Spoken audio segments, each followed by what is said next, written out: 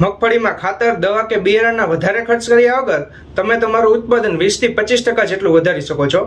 મગફળીમાં બધું જ સાચું કરવા છતાં જો વાવેતરનો યોગ્ય સમય પસંદ કરવામાં ના આવે તો તમારી આખા વર્ષની મહેનત તે પાણીમાં જતી રહે છે। તો વાવેતર ક્યારે કરવું જોઈએ? આગતરું, સમયસર કે મોડું?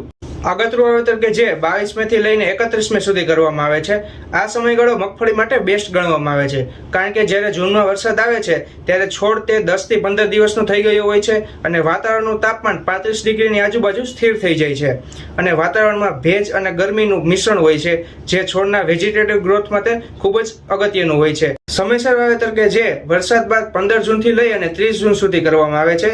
આ સમયે જોખમ પણ ઓછું હોય છે અને ઉત્પાદન પણ સારું આવે છે। અને છેલ્લે વાત કરીએ તો મોડું વાવેતર કે જ્યારે વરસાદ ખેંચાય છે ત્યારે જુલાઈમાં વાવેતર કરવામાં આવે છે।